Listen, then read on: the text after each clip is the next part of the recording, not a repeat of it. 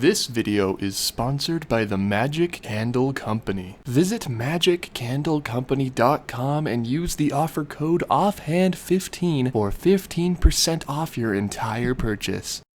To all who come to this happy place, welcome.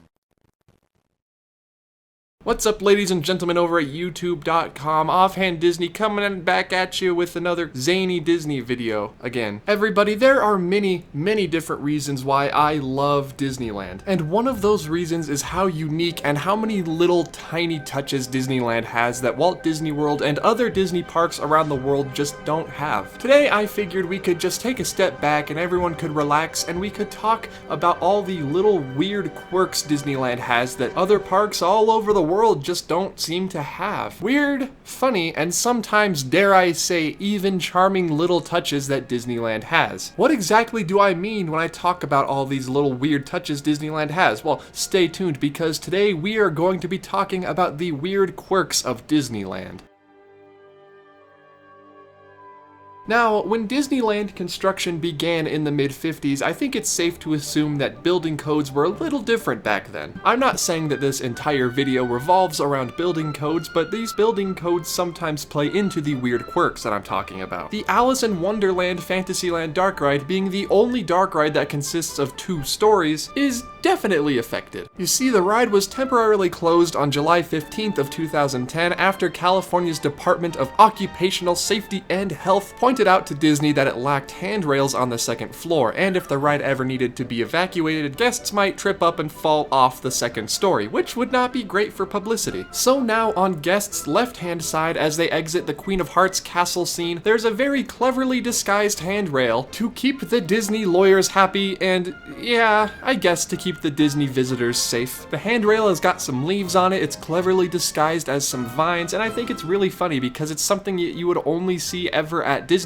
and it's not just because the Alice in Wonderland ride is only at Disneyland. Another cute little quirk I think Disneyland has, not by choice of course, is how small everything is. Now, it's common knowledge that Disneyland does not have as much room as Walt Disney World, and we've talked about Sightlines before, so I'm not going to rehash the awesome Tiki Room Jolly Holiday fusion that happens, but another weird Disneyland quirk has to do with Sightlines found in New Orleans Square. I learned this on my most recent trip to Disneyland, and it surprised me because I'd never noticed it before. You see, Walt Disney knew about Sightlines, and when they were constructing New Orleans Square, Walt knew that there was no snow ever in New Orleans. No snow in New Orleans? Well, that's not a problem. It never snows in Southern California. Unless you're looking at the Matterhorn. The snow-capped peaks of the Matterhorn bobsleds ruined the illusion that you were in New Orleans because there's no snowy mountains in the sightlines of New Orleans. So what did Walt do to fix this problem of a giant snowy mountain smack dab in the middle of New Orleans? He planted a gigantic tree in the shape of the Matterhorn. It's really meant to obscure the guest's view of the Matterhorn. Next time you're in New Orleans Square, take a look in the general direction of the Matterhorn and you'll just see a giant pine tree. Or whatever kind of tree that is, I'm no dendrologist. Another fun and quirky use of these sightlines having to do specifically with the Matterhorn takes place on the Storybook Land canal boats in Fantasyland. While riding past the miniature scene of Pinocchios Village, look at the mountains in the background and how they perfectly line up with the Matterhorn. These supposedly tiny mountains in the background of this miniature scene are supposed to be the Swiss Alps, with the Matterhorn towering above them in the background. They're the same color scheme and a very similar shape and design to the Matterhorn, so I just think this is a really fun way to build the scene and not break the sightlines. But everybody, we are here to talk about the weird quirks you can only find at Disneyland, and when I think weird things about Disneyland, I immediately think of the half-red, half-white bulb at the Coke corner. The urban legend goes that one day Walt Disney was strolling down Main Street, USA when he saw 2 white light bulbs next to each other at the Coke corner, or the refreshment corner if that's what you want to call it, and this completely broke the pattern of the red and white bulbs that lined the refreshment corner. So Walt Disney himself called a painter over and had them paint half of the bulb red to correct the pattern. And since then, instead of having to paint the bulb red every time they did a refurbishment or it burned out, Disney specially ordered a half red, half white bulb for the Coke corner to keep the pattern consistent. Now, if that's not something you will only ever find at Disneyland, well,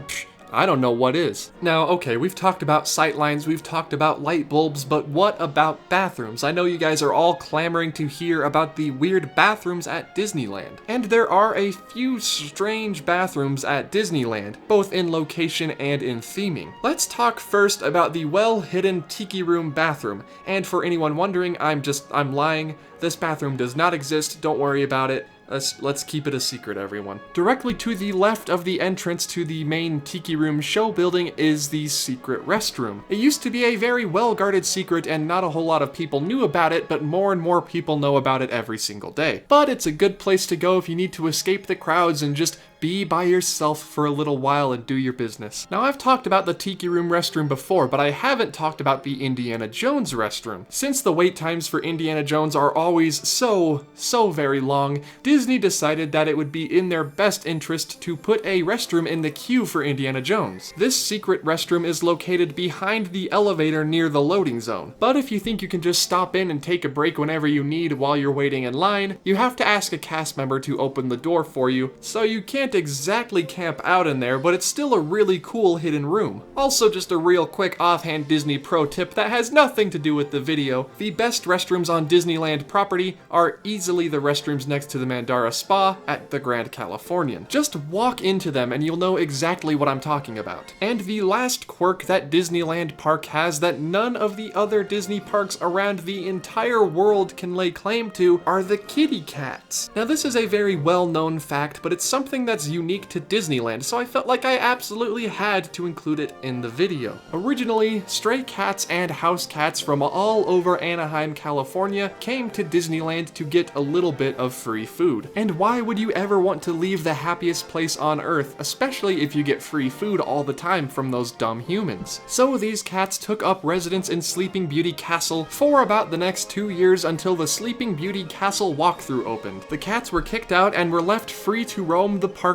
at their own leisure. I'm fairly certain they moved back in once the walkthrough was closed for about 7 years in 2001, and now that the walkthrough is opened again, I'm pretty sure they had to leave. But now they are free to roam the entirety of the Disneyland resort. Not just Disneyland Park, but also Disney California Adventure and the hotel properties. Disney allows them to stay because they help keep the bug and mouse populations under control. I've seen multiple Disneyland cats, but I've actually had an experience one-on-one with a Disneyland cat at the Tangaroa Terrace at the Disneyland Hotel. I was sitting there minding my own business, eating my French toast when a cat walked along and just stared at me for a long time. And not at a distance, mind you. He was about a foot away from me. Now, I'm deathly allergic to cats, so I didn't go near him, but I looked at him and we both looked at each other for a long time, and there was a mutual respect there, and eventually he left, and I was left wondering where he was going and what his goals were. So, Tangaroa Terrace cat, if you're out there, if you're watching this video,